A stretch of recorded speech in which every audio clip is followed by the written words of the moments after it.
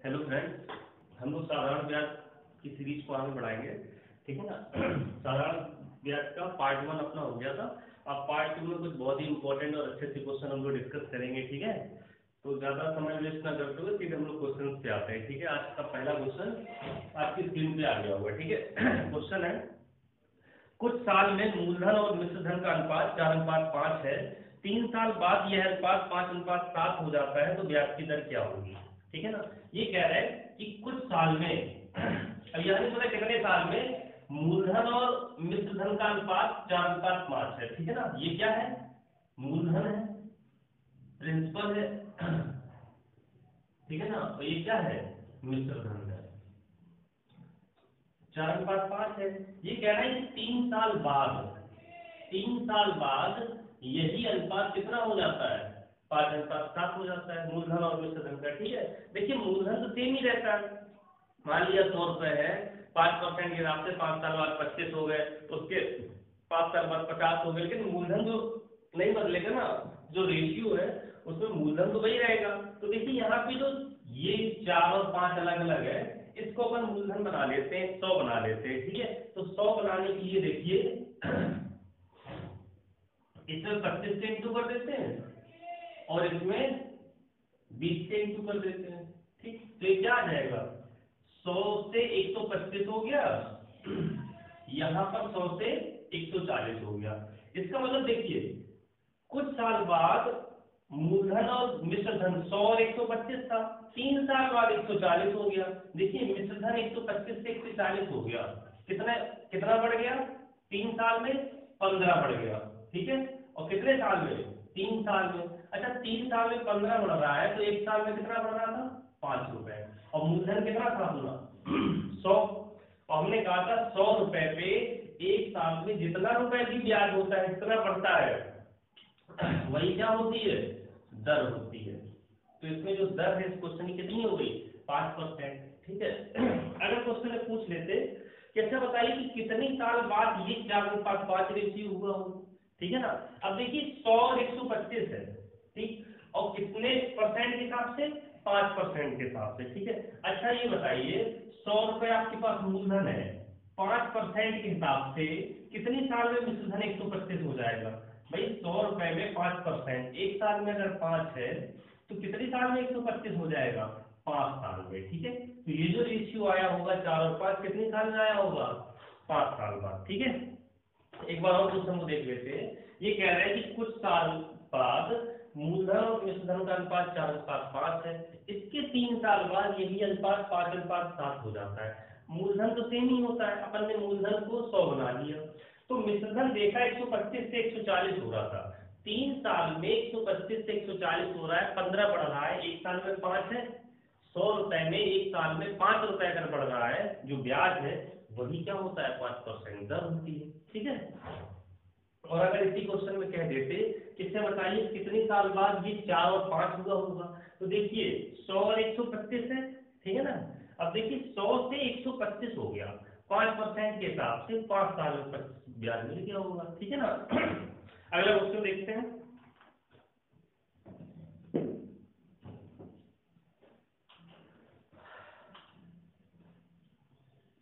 अगला क्वेश्चन आपकी स्क्रीन पे आ गया होगा। नेक्स्ट क्वेश्चन है, कोई धन 3 साल में 9,440 रुपए हो जाता है, यदि ब्याज की दर 25% की दर से बढ़ा दी जाए या वृद्धि कर दी जाए तो उतने ही साल में 9800 रुपए हो जाएगा, तो मूलधन और ब्याज की दर क्या है। ठीक है ना।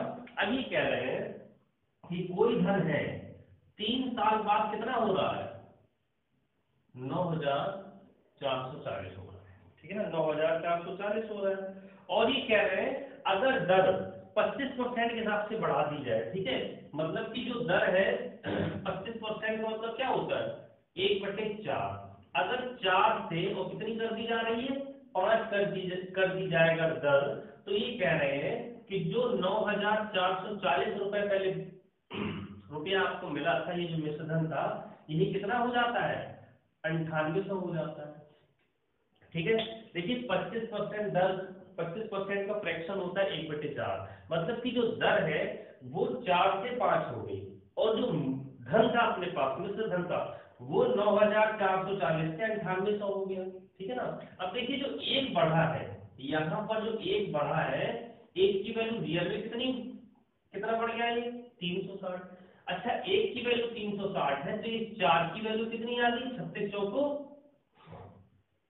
144, 1440। इसका मतलब कि देखिए जो दर थी पहले हुआ होगा 4, ठीक है ना, दर के हिसाब से पहले बढ़ा होगा 4, फिर 3 साल में कितना बढ़ गया, सॉरी पहले दर के हिसाब से 4 बढ़ा और फिर दर कितनी हो गई 25%। अगर दर बढ़ा दी मतलब कि 4 से दर कितनी कर दी, 5 कर दी, तो कितना बढ़ रहा है 360। एक की वैल्यू 360 तो 4 की वैल्यू 1440, ठीक है ना। इसका मतलब कि 9440 पे कितना ब्याज भी है, तो जो पहले मूलधन होगा वो अपन निकाल लेंगे। मिश्रधन से ब्याज घटा दें तो क्या आ गया, 8000 ही क्वेश्चन में क्या था, मूलधन था, ठीक है ना। अब देखिए कह रहे हैं कि 3 साल बाद 1440 रुपए ब्याज लगा था, ठीक है ना। अब देखिए यहाँ पे 1440 जो ब्याज है कितनी साल में है, 3 साल में है। कितने साल में था, 3 साल में। तो एक साल में ब्याज कितना था, डिवाइड कर दे 480 रुपए। एक साल का जो ब्याज है वो कितना है 480 रुपए, और मूलधन कितना था 8000 रुपए। तो कितने परसेंट दर होगी, 480 बटे 8000 इंटू 100, 6% क्या होगी, दर होगी, ठीक है। एक बार और देख लीजिए क्वेश्चन को, ये बोल रहे हैं कि 3 साल बाद कोई धन 9440 हो जाता है, ठीक है ना। अभी कह रहे हैं अगर जो दर है, दर को 25% के हिसाब से बढ़ा दिया, 25% का मतलब होता है दर को 4 से क्या कर दिया, 5 कर दिया, तो यही 9440 रुपए 9800 रुपए हो जाता है। मतलब कि जो एक दर बढ़ रही है एक के हिसाब से, उसकी वैल्यू 360 है, तो जो 4 बढ़ी होगी पहले, ठीक है ना, उसकी 4 की वैल्यू 1440। अब देखिए 4 बढ़ने के बाद ही तो 9440 हो रहा था, है ना, यही तो इसका ब्याज था। तो ब्याज अगर इस मिश्रधन में घटा देंगे तो 8000 क्या आ गया, मूलधन। अब देखिए जो 1440 रुपए ब्याज था, ये जो ब्याज है ये कितने साल में मिल रहा है, 3 साल में। तो एक साल में ब्याज कितना मिल रहा होगा, 480 रुपए मिल रहा होगा। 8000 रुपए मूलधन है, एक साल में 480 का ब्याज है, कितने परसेंट दर आ गई, 6% दर आ गई, ठीक है। अगला क्वेश्चन देखते हैं। अगला क्वेश्चन आपकी स्क्रीन पे आ गया होगा।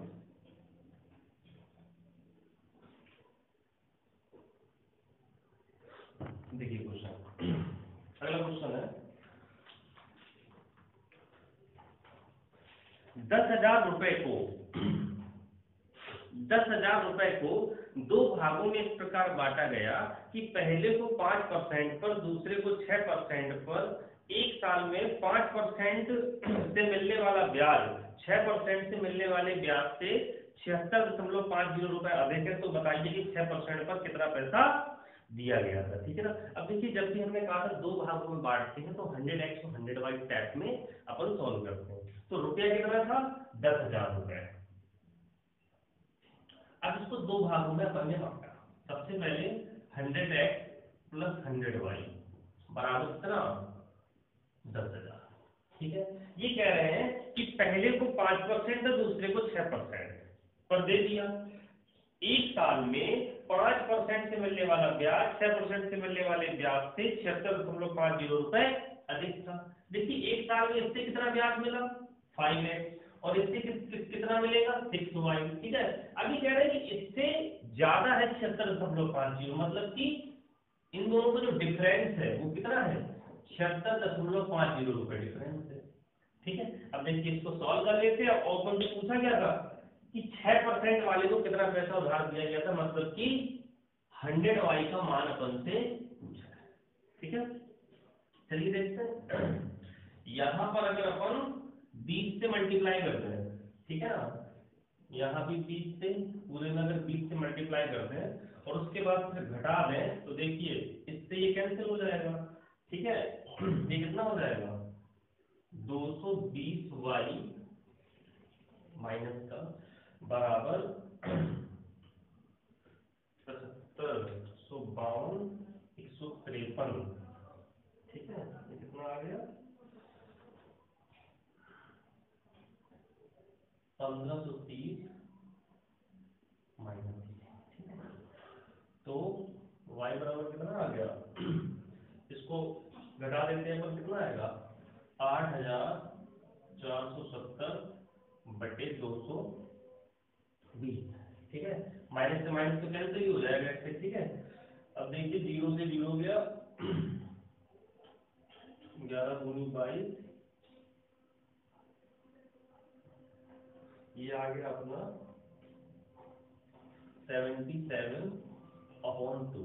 ये देखिए y का मान है, लेकिन अपन को तो 100y चाहिए ना, तो 77/00/2 कितना आ गया? उसकी 6 बटे 16 2 पंचे 10। ये इस क्वेश्चन का आंसर आ गया 3850। ठीक है, फिर से देख लेते हैं एक बार क्वेश्चन को। ये कह रहा है कि 10,000 रुपए को दो भागों में दिया गया, एक को 5% के हिसाब से दिया, एक को 6% के हिसाब से दिया। 5% के हिसाब से जिसको दिया उसको 76.50 रुपए ज्यादा मिल रहे हैं दूसरे से ब्याज। ठीक है, तो देखिए 100x + 100y बराबर 10,000, ये 5x की 6y, इनका डिफरेंस कितना था? 76.50। दो इक्वेशन बन गई थी, सॉल्व करना है। ठीक है ना, सॉल्व करके अपन को किसका मान चाहिए था? 100y का चाहिए था, कि 6% वाले को कितना धन दिया था। ठीक है, सिंपल सा क्वेश्चन है ये। बस अपन को टाइम बचाने के लिए ये वैल्यूज माननी है। ठीक है, ऐसा नहीं है कि पहले को x मान लो, दूसरे को 10,000 माइनस x, उससे सवाल थोड़ा लेंथी हो जाएगा। ठीक है, अगला क्वेश्चन देखते हैं।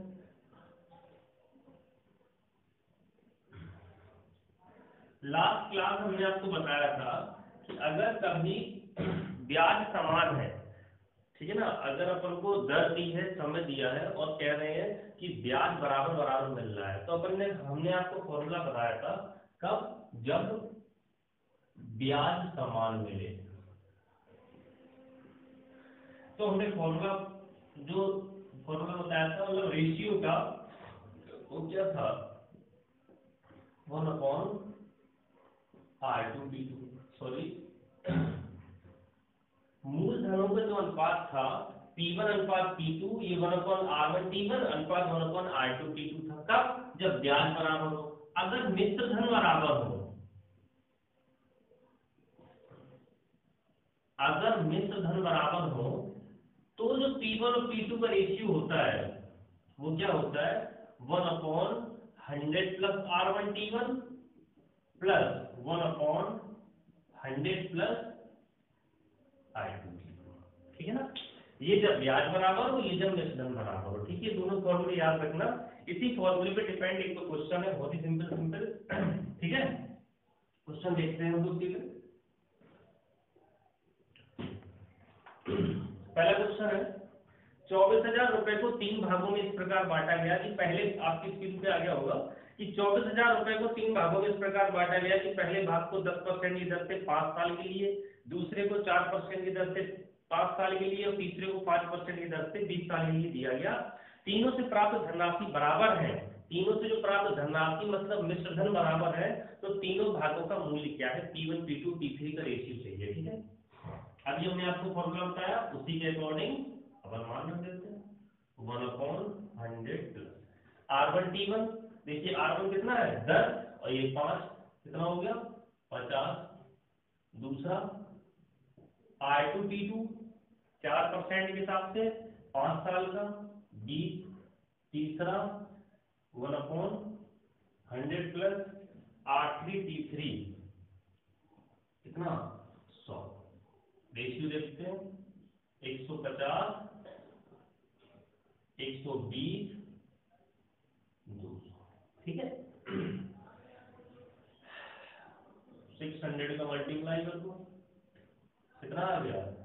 4/5/। ठीक है, ये इस क्वेश्चन का आंसर है। ठीक है, अब देखिए जो रुपए थे, तो रुपए कितने थे? 24,000। ये तो आ गया रेशियो नहीं पूछा था, सॉरी, इसमें मूलधन की वैल्यू पूछी थी, 24,000 दिया था। कभी कभी रेशियो पूछ दे तो सीधे यही आंसर आ जाएगा, लेकिन इन तीनों का जो सम है 5 4 9 3 12, 12 की वैल्यू कितनी दी थी? 24,000 रुपए। तो 1 की वैल्यू कितनी आ गई? 2,000। तो 4 की वैल्यू 8,000 रुपए, ये 10,000 रुपए और ये 6,000। ठीक है, तीनों की वैल्यू में। ठीक है, अगला क्वेश्चन देखते हैं।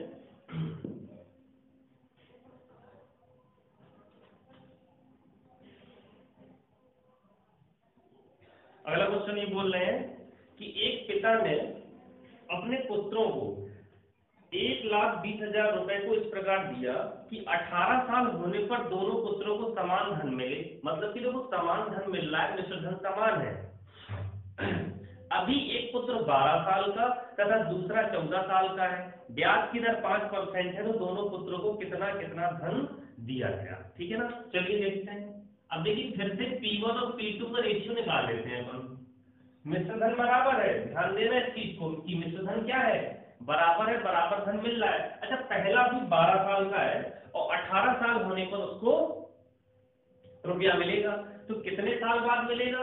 ठीक है ना, 100 प्लस 6 साल बाद मिलेगा। ठीक है ना, और जो दर है देखिए 6 साल बाद उसको मिलेगा, और जो दर थी वो कितनी थी? 5% थी। और जो दूसरा वाला है वो 14 साल का है, इसका मतलब कि 4 साल बाद उसको रुपया मिल जाएगा जब 18 का होगा, और दर कितनी है? 5% है। ठीक है, और रुपया कितना दिया जा रहा था? 1,20,000 रुपए। ठीक है, चलिए देखते हैं। 1/30, 1/20। ठीक है, इसका डिफरेंस निकालते हैं अपन। तो कितना रेशियो आ गया? 13:130, क्रॉस मल्टीप्लाई कर देते हैं, 12:13। ठीक है, और देखिए 12-13 का जो सम है 25, 25 की वैल्यू कितनी थी? 1,20,000। एक की वैल्यू कितनी आ जाएगी? 25 चौको 100, 20, 4800। तो 12 की वैल्यू 12 96, 6 9, 12 चौको 48, एक की वैल्यू ये आ गई। देखिए 1,20,000 में से एक को मिल गया 57,600, तो दूसरे को कितना मिलेगा? ये हो गया 458,62,400। ठीक है, एक का हो गया आपका 57,600 और एक का 62,400, ये दोनों हिस्से हो गए। ठीक है, अगला क्वेश्चन देखते हैं।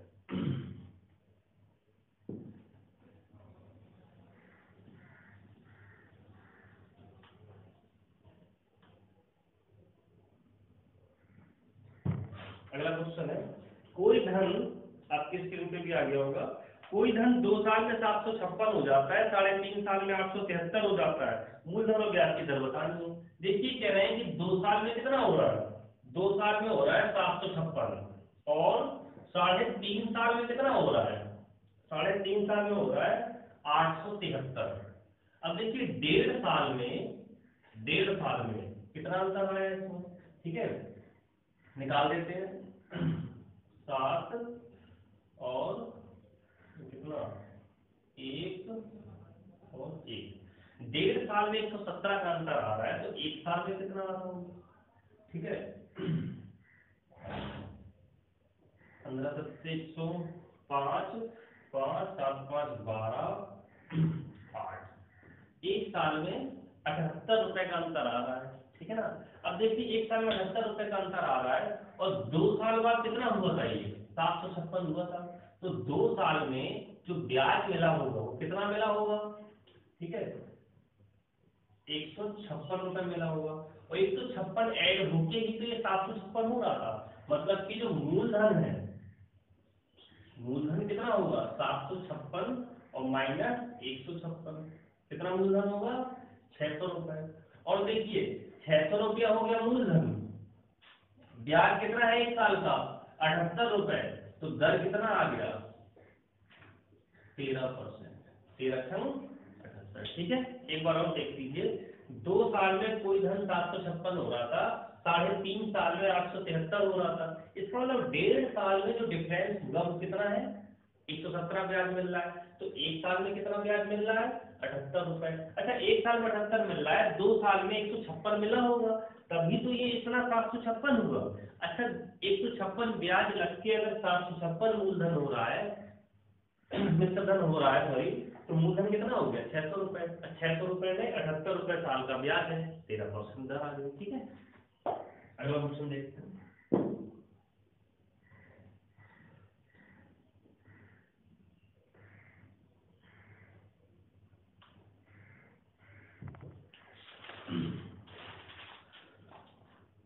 चलिए अगला क्वेश्चन है, 10 साल बाद, आपकी स्क्रीन पे क्या आ गया होगा, 10 साल बाद साधारण ब्याज को मूलधन में जोड़ दिया जाता है। 10 साल बाद जो ब्याज मिलता है उसको मूलधन में जोड़ दिया जाता है। तो बताना है कि 1000 रुपए 5% की दर से कितने साल में 2000 रुपए हो जाएंगे। ठीक है ना, अब देखिए 1000 रुपए है और कितना करना है, 2000 करना है। ठीक है, और दर कितनी है, 5% के हिसाब से, और हर 10 साल बाद ब्याज जुड़ रहा था।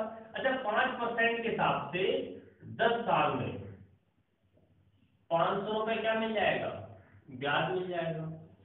ठीक है, अच्छा 10 साल बाद 500 रुपए ब्याज जो मिला उसको ऐड कर दिया तो कितना हो गया, 1500। ठीक है ना, 1500 हो गया। अब भी दर कितनी है, 5% की है। अच्छा अब दर 5% है तो 1 साल में कितना मिलेगा, 75 रुपए मिलेगा। लेकिन देखिए 1500 हो गया था, करना कितना है अपन को, 2500 और चाहिए। ठीक है ना, 500 और चाहिए। 1 साल में 75 हो रहा है, 500 कितनी साल में हो जाएगा, 500 बटे 75। 1 साल में 75 हो रहा है तो 500 कितने साल में हो जाएगा, 500 बटे 75। देखिए कितना आ गया, ये 25 दिया, ये 25 दूनी कितना आ गया, 6 सही 2 बटे 3। ठीक, यस, लेकिन 6 सही 2 बटे 3 इस क्वेश्चन का आंसर नहीं है, क्योंकि पहले 10 साल भी तो है। 10 साल बाद ये 500 ब्याज ऐड हो गया 1000 में, तो ये 1500 हो गया था। अब 1500 में 5% के हिसाब से हर साल कितना ब्याज मिल रहा है, 75 ब्याज मिल रहा है। कितने परसेंट के हिसाब से, 5% के हिसाब से 75 मिल रहा था। 500 अपन को और चाहिए था 2000 करने के लिए, तो कितने साल में हो जाएगा, 500 बटे 75, 20 बटे 3 या 6 सही 2 बटे 3 साल में। तो इस क्वेश्चन का जो आंसर होगा वो कितना होगा, 16 सही 2 बटे 3 ईयर, क्योंकि 10 साल पहले और 6 सही 2 बटे 3 साल बाद में, ओवरऑल कितना हो जाएगा, 16 सही 2 बटे 3 ईयर। ठीक है, अगला क्वेश्चन देखते हैं।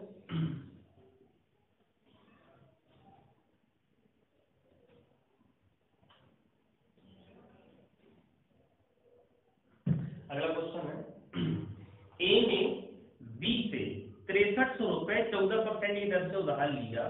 ए ने उसमें कुछ पैसे और मिलाकर 16% की दर से सी को उधार दे दिया। इस तरीके से ए को 766 रुपए का लाभ हुआ। ए ने सी को कितने रुपए उधार दिए थे। ठीक है ना, अभी देखिए बड़ा अच्छा क्वेश्चन है, ये अक्सर लोग करते हैं कि एक से आपने रुपए ले लिया, 14% के हिसाब से किसी से ब्याज पे रुपए लिया, और कुछ रुपए और मिलाकर 16% के हिसाब से दूसरे को दे दिया, तो 776 का फायदा हो रहा है इसको। ठीक है ना, अब देखिए कह रहे हैं कि क्वेश्चन क्या था, ए ने बी से ए ने 14% के हिसाब से कितने रुपए लिए थे, 6300, और इसने 6300 में कुछ रुपए और ऐड कर दिए और 16% के हिसाब से इसको दे दिए सी को। तो जो ए का जो प्रॉफिट है, ए को कितने का लाभ हो गया, 776 रुपए का लाभ हो गया। ठीक है, अच्छा देखिए अगर ये 63 रुपए 14% के हिसाब से ए लेता और 6300 ही दे देता, ठीक है ना, कोई रुपए ना मिलाता, कुछ भी उसमें प्लस ना करता, तो उसको कितना फायदा हो रहा था, 2% का फायदा होता। 14% के साथ उसने रुपया उधार लिया 6300 रुपए, 16% के हिसाब से दे दिया, 2% का फायदा होगा। अब 6300 का जो 2% है मतलब कितना फायदा होगा, 126 रुपए फायदा होगा। ठीक है, लेकिन इसको फायदा हो कितना रहा है, 776 का हो रहा है, तो कितना ज्यादा हो रहा है, 0.5 650 रुपए का फायदा इसको ज्यादा हो रहा है, ठीक है ना। देखिए 776 का ही फायदा हो रहा है, 766 का फायदा हो रहा है, सॉरी मिसप्रिंट हो गया, 766, ठीक है। देखिए एक बार और क्वेश्चन देख लेते हैं कि ए ने बी से 6300 रुपए उधार लिए 14% के हिसाब से, लेकिन इसने चालाकी क्या की कि सी को कुछ रुपए मिला के दे दिए, लेकिन हम ऐसा बोल रहे हैं कि अगर कुछ रुपए ये ना मिलाता, सीधे सीधे 6300 रुपए 14% के हिसाब से लेता और 16% के हिसाब से किसी और को दे देता, तो कितने का फायदा होता, 2% का, और 2% का फायदा होता 6300 में, मतलब 126 रुपए का फायदा होता। फायदा हो रहा है 766 का, कितने रुपए ज्यादा का हो रहा है, 640। अब अच्छा 640 रुपए ज्यादा का जो फायदा हो रहा है ये 16% ब्याज की वजह से तो हो रहा है, ठीक है ना। जितना रुपए उसने एक्स्ट्रा लगाया है उसी पे ही तो 16% का फायदा मिल रहा है। इसका मतलब कि जो 640 है किसकी वैल्यू है, जो एक्स्ट्रा रुपया लगाया है उसके 16% की वैल्यू है। तो 16% की वैल्यू अगर 640 है तो 1% की कितनी आ गई, 40, और 100% की कितनी आ गई, 4000। 100% की वैल्यू कितनी आ गई, 4000, ठीक है। और अब देखिए 6300 में 4000 रुपए उसने और एक्स्ट्रा मिला दिए थे, ओवरऑल जो रुपया हो गया कितना हो गया, 10,300, ठीक है। एक बार और देख लेते हैं, देखिए जो उसने एक्स्ट्रा रुपया अगर मिलाया था पूछ रहे तो 4000, ठीक है। अब जो उसके पास हो गया कितना हो गया, 10,300, ठीक है। आज के लिए इतना काफी है, थैंक यू।